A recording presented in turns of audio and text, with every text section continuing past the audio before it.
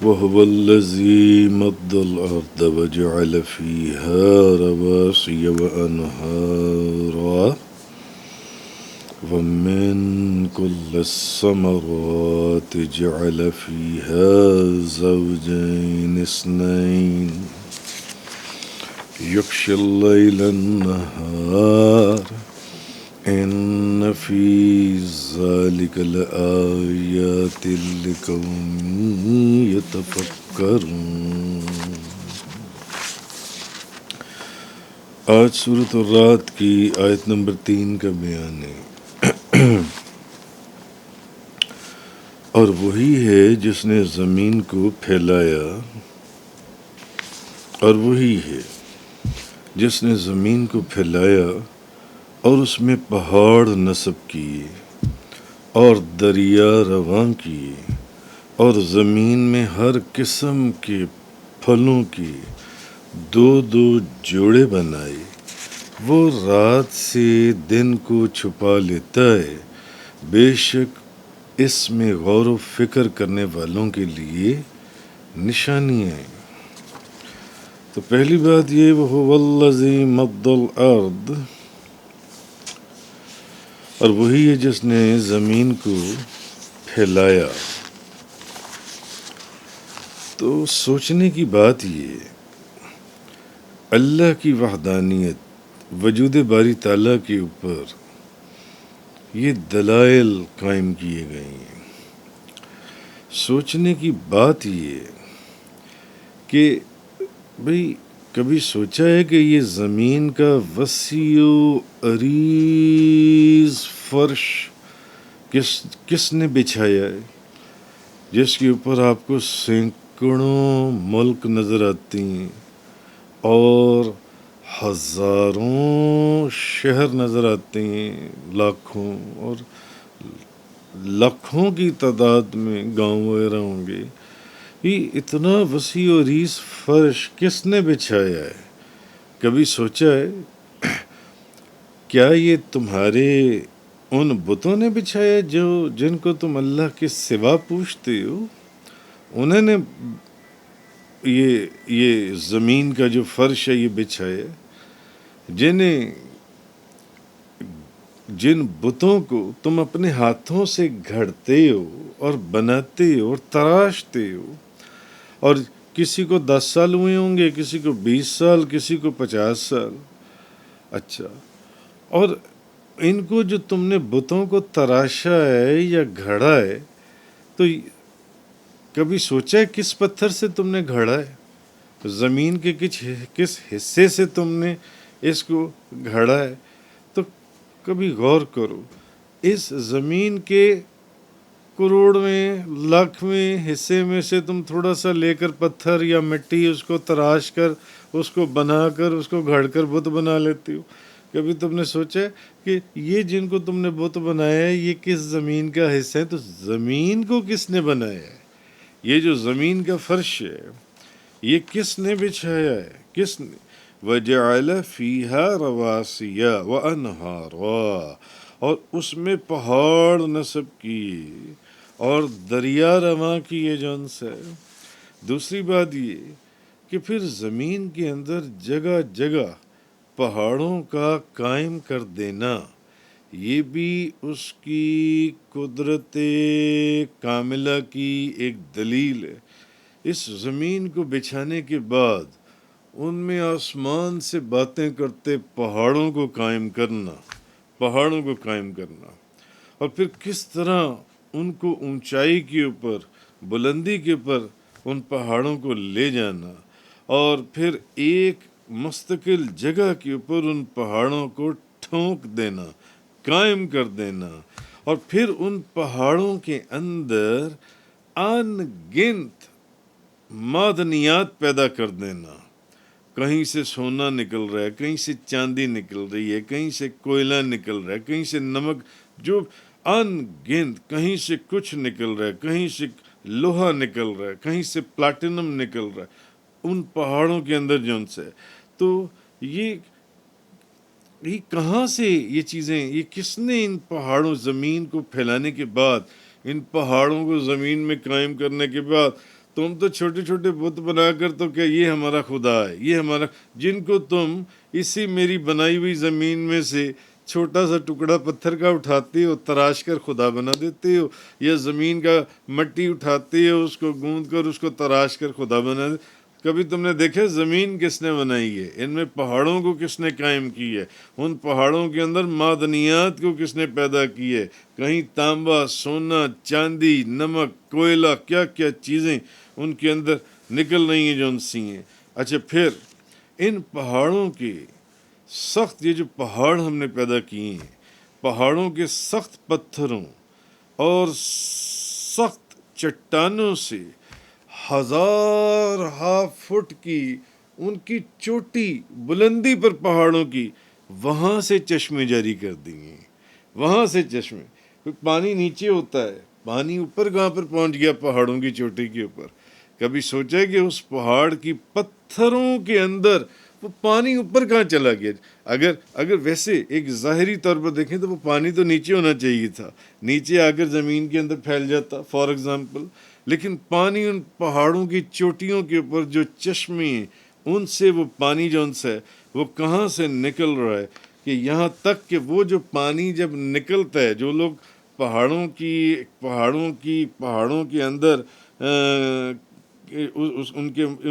ان کا علم رکھتے ہیں، ان کو پتہ ہے کہ وہ پانی کہاں سے نکلتا ہے، اور چھوٹے چھوٹے چشموں سے وہ نہروں میں، اور نہروں سے دریاؤں میں، اور دریاؤں سے وہ سمندر کے اندر وہ پانی ملتا ہے، جون سے پہاڑوں کی چوٹی کے اوپر وہ جو چشمے جون سے ہیں، وہ جو چشمے اس نے بنائے ہیں، اور پھر میدانی علاقوں میں وہی پہاڑوں کی چوٹیوں سے چشموں سے جو پانی نکل رہا ہے، اکٹھا ہو کر ایک نہر بن رہا ہے، نالے بن رہی ہیں، نالوں سے نہریں بن رہی ہیں، نہروں سے پھر وہ آگے ایسے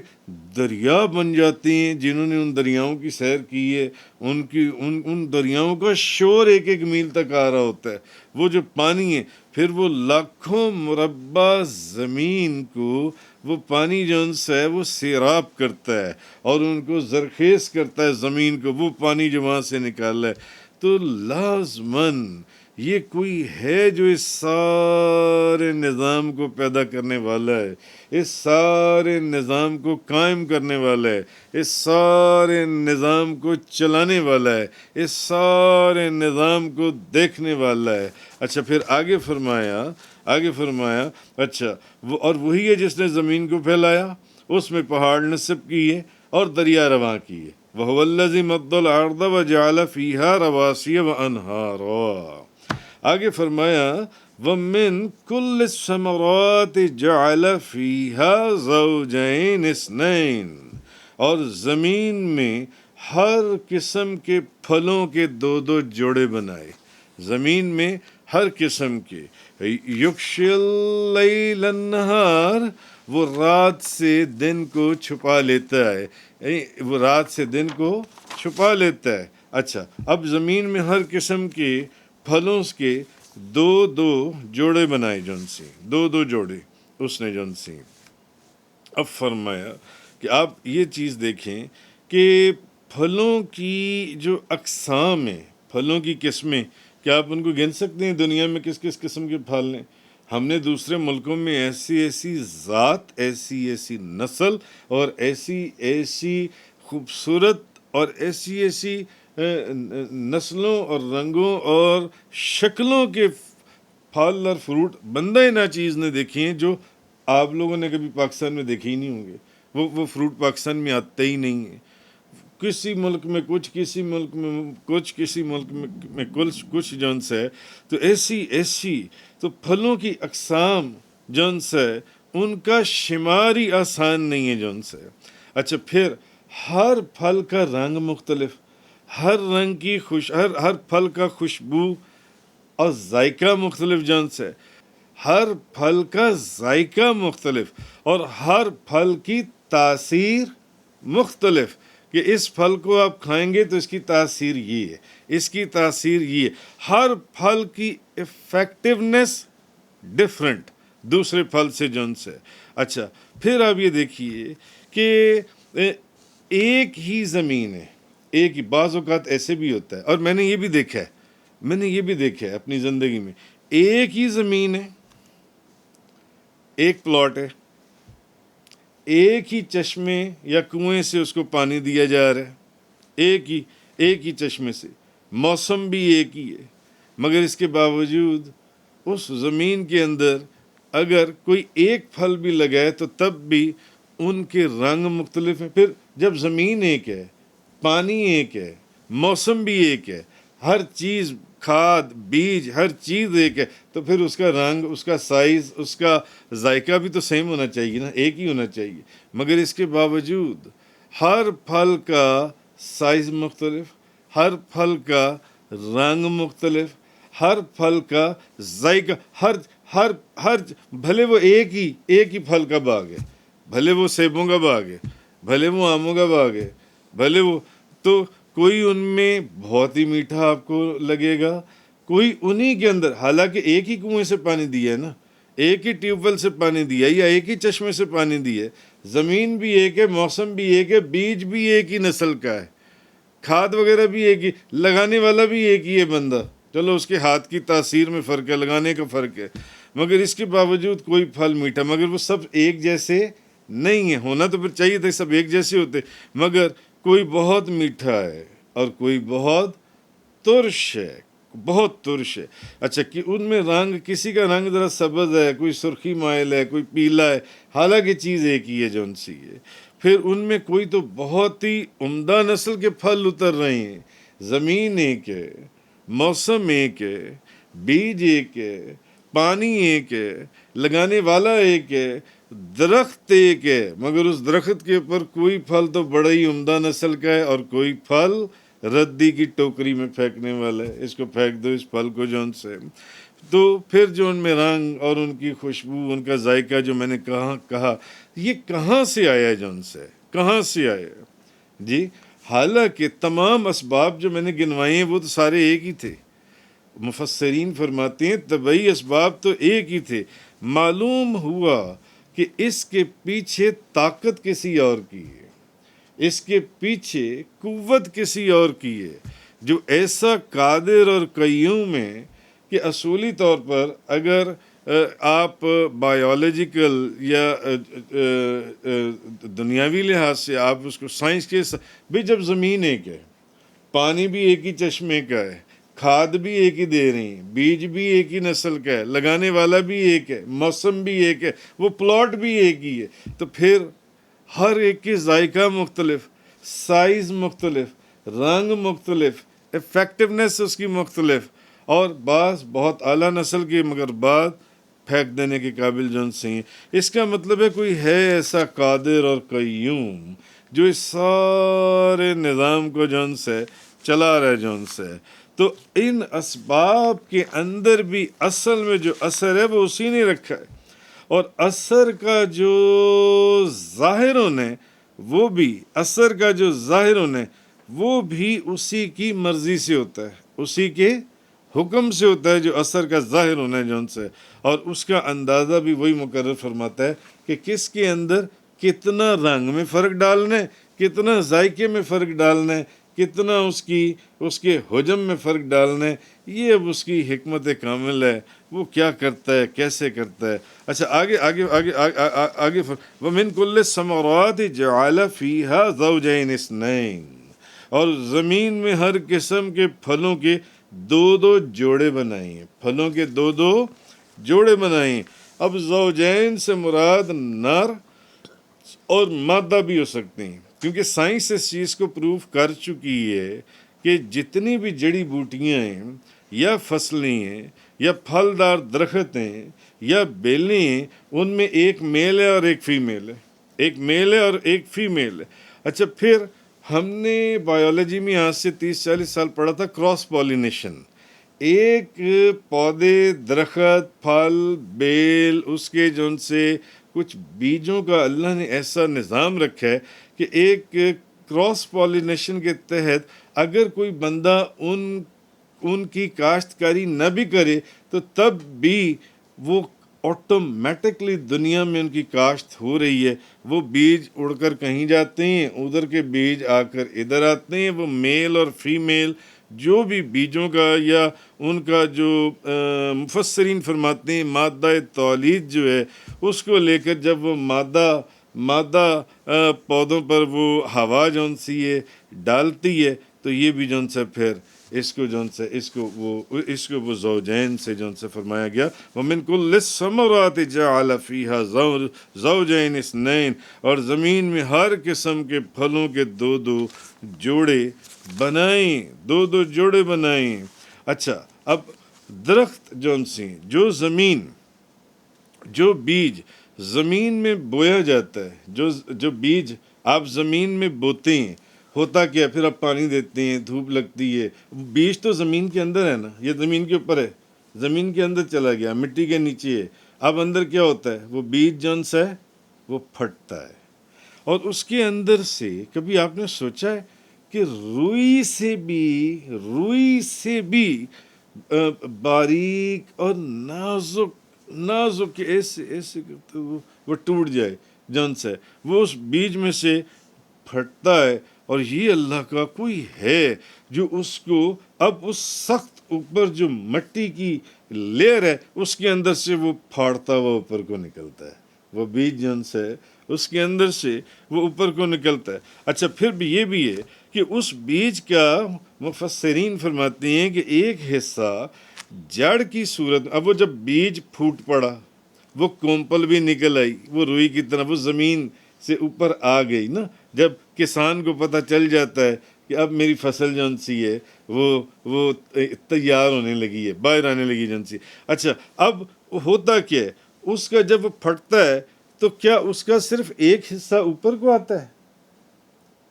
ایک حصہ نیچے کو بھی جاتا ہے جس کو آپ جڑیں کہتی ہیں اور ایک حصہ اوپر کو آتا ہے جس کو آپ تنا کہتی ہیں جو آ کر تنا بنتا ہے بعد میں ایک حصہ اس کے نیچے جاتا ہے اور پھر جب اس کے اوپر شاخیں لگتی ہیں تو شاخیں اوپر جاتی ہیں یا نیچے جاتی ہیں شاخیں دائیں اور بائیں چلی جاتی ہیں یعنی جڑیں نیچے چلی جاتی ہیں تانا اوپر نکل آتا ہے شاخیں جو سی ہیں وہ دائیں اور بائیں پھیل جاتی ہیں حالانکہ سب لکڑی کا ہے جڑیں بھی نیچے لکڑی کی جا رہی ہیں اور اوپر جو تنا آ رہا ہے وہ بھی لکڑی کا ہے اور جو شاخیں ہیں وہ بھی لکڑی کی ہیں تو لکڑی کی طبیعت تو ایک ہی ہے نا لکڑی کی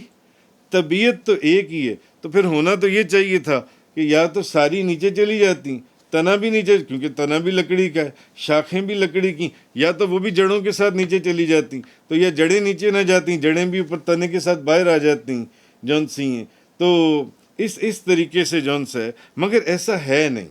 ہر ایک کی طبیعت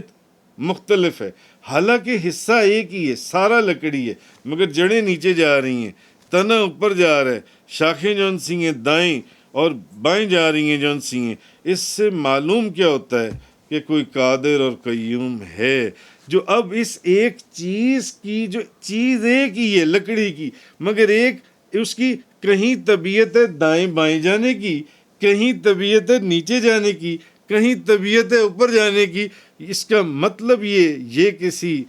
انسان کے بس کی بات نہیں ہے یہ کسی باطل معبود بت اور دیوتاؤں کی بات ہی نہیں ہے جو انہوں نے باطل خدا گھڑ رکھے ہیں یہ ان کے بس کی بات نہیں وہ تو اپنے آپ کو نفع نہیں دے سکتے تو تمہیں کہاں سے نفع دیں گے اب ایک چیز ایک ہی ہے لکڑی مگر اور حصہ بھی ایک ہی ہے یہ بھی نہیں کہ یہ جدا ہے یہ جدا ہے نہیں ایک نیچے جا رہا ہے ایک اوپر جا رہا ہے باقی دائیں بائیں جا رہے ہیں اس کا مطلب کیا ہے کہ اس ایک چیز کے اندر ایک ہی چیز کے اندر اس کی طبیعت کچھ اور ہے اس کی طبیعت کچھ اور ہے اس کی طبیعت کچھ اور ہے اس کا مطلب ہے کوئی قادر اور قیوم ہے جو ان طبیعتوں کو پیدا کر رہا ہے جو ان طبیعتوں کو پیدا کر رہا ہے کوئی ہے جون سا ہے. اسی طرح آپ دیکھیں پھلوں کی پیدائش کا نظام جون سے پھلوں کی پیدائش کا نظام کہ آم کے بیج سے یہ کل پرسوں بات بھی گزری تھی کہ آم کے بیج سے ہمیشہ آم ہی پیدا ہوتا ہے یا آم کے بیج سے کھجور پیدا آپ کر لیں گے اور کھجور کے بیج سے کھجور ہی پیدا ہوگی اس کے اوپر آم نہیں پیدا ہوگا. اچھا پھر ہر پھل کا ایک موسم ہے ہر پھل کا ایک موسم آم نے گرمی کے موسم میں ہی ہونا ہے आम ने गर्मी के मौसम में होना है, सर्दी में नहीं होगा। जौन से हर फल का एक मौसम है, कोई है जो उसको उस मौसम के तहत चला रहा है, कोई है जो उस बीज को अब चाहता, अगर वो चाहता, क्योंकि वो कादिर और कय्यूम है, अगर वो चाहता तो एक बीज से कई फल और फ्रूट उगा देता। बीज एक ही होता, उस पर खजूरें भी लग रही होती, उस पर तरबूज। लेकिन इसका मतलब है कि तबीयत है, कोई कादिर और कय्यूम है कि जिस चीज़ का बीज डाला गया वही फल लगेगा उस दरख्त के ऊपर जौन से, और फिर वो उसी मौसम में लगेगा जिस मौसम का वो फल है। और फिर वो फल जौन से, मसलन पाकिस्तान की खजूर की तासीर कुछ और है, मदीना तैयबा की खजूर की तासीर कुछ और है, मक्का मुकरमा की खजूर की तासीर कुछ और है, बगदाद की खजूर की तासीर कुछ और है। कहा जाता है कि सबसे बेहतरीन खजूर बसरा की है, बसरा की खजूर की तासीर कुछ और, चीज़ एक ही है, मगर अब तासीरें मुख्तलिफ हैं, जायके मुख्तलिफ हैं, रंग मुख्तलिफ हैं, साइज़ मुख्तलिफ हैं जौन सा है। तो ये कोई है कादिर और कय्यूम जो इस तरीके से हर खजूर की तासीर मुख्तलिफ, और उसका साइज़ मुख्तलिफ, और उसका जायका मुख्तलिफ, और उसकी खुशबू भी मुख्तलिफ, हर खजूर की जौन सी है। बहरहाल कि गर्ज़ उसकी पैदाइश, उसकी नशोनुमा, उसका जो जायका, उसकी जो तासीर का जो निज़ाम है वो एक वाहिद है। अगर इलाके के हिसाब से आप देखें, हर खजूर का, उसकी पैदाइश का, उसका एक निज़ाम है जौन से, और इस निज़ाम की जो एक वहदत है, वो वहदत ये बताती है कि इस निज़ाम का खालिक भी एक है और इस निज़ाम का बनाने वाला भी एक है, इसको चलाने वाला भी एक है। अगर इस निज़ाम के बनाने वाले, चलाने वाले, इसके खालिक एक से ज़्यादा होते तो फिर खजूरों के मुख्तलिफ निज़ाम होते, हर फल फ्रूट का निज़ाम ही मुख्तलिफ होता। हर फल फ्रूट का एक खुदा कहता कि भाई जड़ें ऊपर को जाएंगी, तना नीचे को जाएगा, दूसरा कहता नहीं तना ऊपर को जाएगा, जड़ें नीचे को जाएंगी, तीसरा कहता नहीं तना और जड़ें दाएं और बाएं जाएंगी, हर तरफ यही होगा। इसका मतलब है कोई एक है जो इस तमाम निज़ाम को चला रहा है। मैंने पहले भी आपको इसकी मिसाल दी थी। एक खुदा कहता कि रात सोने के लिए बनाई है और दिन काम करने के लिए, दूसरा खुदा कहता कि नहीं रात काम करने के लिए बनाई है, दिन सोने के लिए बनाए जौन से। एक कहता सूरज मशरिक से निकलेगा, दूसरा कहता मगरिब से निकलेगा। तो क्या होता? निज़ाम दरहम भरम हो जाता, चीज़ें उल्ट पुल्ट हो जाती, चीज़ें तबाह बर्बाद हो जाती, ख़राबी पैदा होती जौन सी है। बहरहाल इन दलाइल से ये वाज़िया होता है कि कायनात का कोई एक खालिक है, कोई एक बनाने वाला है, कोई एक चलाने वाला है। अगर ये कायनात किसी हादसे से, मुफस्सरीन फरमाते हैं, अगर ये किसी हादसे, जैसे साइंस कहती है ये एक हादसा था कि सारा कुछ एक वजूद में आ गया, ये एक हादसा था। अगर ये एक हादसे से वजूद में आई होती तो इसके जमाल में ये रानाई ना होती और इसके कमाल में ये निखार और ख़ूबसूरती ना होती जो मैंने आपको अभी सारा बयान की है। अगर कायनात के कई खालिक होते तो कायनात की हर छोटी और बड़ी चीज़ में जो एक सिस्टम के तहत हम आहंगी है वो ना होती जो मैंने अभी आपके सामने बयान की है। तो आसमान से लेकर ज़मीन तक, ज़र्रे से लेकर सूरज तक, और दरियाओं से लेकर जो जड़ी बूटियों की मैंने आपको मिसाल दी है जौन सी है, ये ऐसी है कि ये किसी माहिर कारीगर ने कायनात की बज़ाहिर जो उल्ट पुल्ट दाएं बाएं मुतज़ाद चीज़ें थीं, उन बिखरी हुई चीज़ों को एक लड़ी के अंदर परो दिया है, एक लड़ी के अंदर परो दिया है। तो एक को छोड़कर किसी दूसरे खुदा का तसव्वुर किया, एक ही खुदा, एक। अगर पहाड़ों को बनाने वाला कोई दूसरा खुदा होता तो जैसे मैंने आपको मिसाल दी है, और मैदानों को बनाने वाला दूसरा खुदा होता जिसने मैदान फैलाई, और उसके ऊपर जो पहाड़ थे, पहाड़ बनाने वाला कोई दूसरा खुदा होता जो उनसे, तो वो कभी पहाड़ों से एक खुदा जो उनसे भाई एक मुल्क का बादशाह दूसरे मुल्क के बादशाह को बर्दाश्त नहीं करता, وہ کہتا ہے اس کے حصے پر قبضہ کر لو، وہ کہتا ہے اس کے حصے پر قبضہ کر لو۔ اگر ایک خدا نے زمین بنائی، دوسرے نے اس میں پہاڑ بنائے، اب پہاڑوں کی چوٹیوں سے جو پانی چشموں کی صورت میں نکل رہا ہے اور پھر وہ نالوں اور نہروں اور دریاؤں کی صورت میں لاکھوں مربع زمین اور میدانوں کے اندر جا کر ان کو سیراب کر رہا ہے، کہاں سے پانی نکلتا ہے اور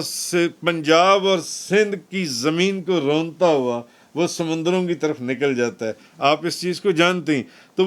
وہ اب اگر ایک ہوتا زمین بنانے والا اور ایک ہوتا پہاڑ بنانے والا جون سا ہے، تو پہاڑ بنانے والا جون سا خدا ہے، وہ کبھی بھی یہ نہ چاہتا کہ یہ جو میرا پانی ہے، وہ جو زمین اس خدا نے بنائی ہے، یہ اس کی زمین کو جا کے سیراب کر دے، یہ اس کی زمین کو جا کے زرخیز کر دے۔ نہیں، یہ پانی ادھر نہیں جائے گا جون سا۔ اس کا مطلب یہ ہے کہ خدا ایک ہے۔ اللہ کی وحدانیت کا اقرار اس کے اندر بے شمار۔ بہرحال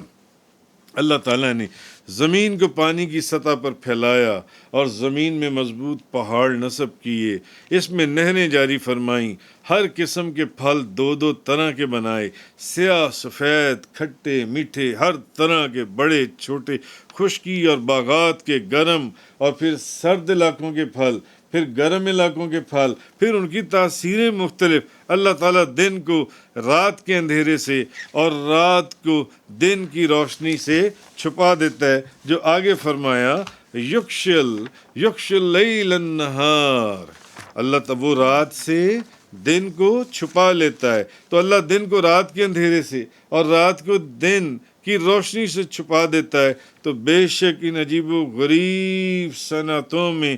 غور اور فکر کرنے والوں کے لیے بڑی نشانی ہے، بڑی نشانی ہے غور و فکر کرنے والوں میں۔ جیسے کہ آپ کتنے غور سے سن رہے ہیں، کتنا آپ کو فکر ہے سننے کا، یہ آپ کی پوری توجہ اور کنسنٹریشن اس کے سننے کے اندر ہے۔ یہ اللہ کی نشانیاں سن کر جو آپ لوگوں کے چہروں کے رنگ سرخ اور محبت سے جون سی کھلے جا رہی ہیں، کیونکہ آپ اس میں غور کر رہے ہیں۔ یہ نشانیاں جنہیں دیکھ کر وہ سمجھ جائیں کہ یہ تمام آثار بنانے والے، حکمت والے، قدرت والے کی کوئی ایک ہے جس کے وجود پر دلالت کرتے ہیں، جس کے وجود پر دلالت کرتے ہیں۔ ان فی ذلک لآیات لقوم یتفکرون۔ اسے سارا جہان مفسرین فرماتے ہیں جو سمجھدار لوگ ہیں نا، سمجھدار، جیسے آپ لوگ بڑی سمجھداری سے اس کو سمجھنے کی کوشش کر رہے ہیں، سارا جہان سمجھدار کے لیے اللہ کی معرفت کا ایک دفتر ہے، سارا جہاں۔ اسی لیے اللہ والے جون سے، اللہ کے بندے جون سے ہر چیز کے اندر توجہ کر کر اسی کو ڈھونڈتے ہیں، ہر چیز میں توجہ کر کر اس کو تلاش کرتے ہیں، ہر چیز میں توجہ کر کر اس کو دیکھتے ہیں کہ یہ واقعی کوئی قادر اور قیوم ہے، یہ واقعی کوئی قادر اور قیوم ہے۔ وہ ان نشانیوں کو دیکھنے اور سننے کے باوجود سوئے نہیں رہتے، بلکہ آنکھیں کھول کر غور بھی کرتے ہیں اور کان کھول کر سنتے بھی ہیں، اور فکر اور غور و خوض اعلیٰ درجے کی۔ یہ بزرگوں نے فرمایا ایک لمحے کا جو فکر ہے، اب آپ سوچیں، اور اگر آپ کو یہ بات سمجھ میں آئے تو یہ چیز آج سے شروع کر دیں، اور اگر آپ کو اس کا مزہ آئے تو آپ رات کو نیند میں سوتے وقت بھی اس پر عمل کریں گے، جیسے تھوڑا سا شعور آئے گا آپ اس پر عمل کریں گے۔ ایک لمحے کا جو فکر ہے نا، فکر وہ 1000 برس کے ذکر سے بھی افضل ہے۔ ایک سیکنڈ کا فکر، سوچنا اور سمجھنا۔ تفسیر قرآن کا یہ لیکچر انگلش میں سننے کے لیے براہ کرم ڈسکرپشن میں موجود لنک پر کلک کریں۔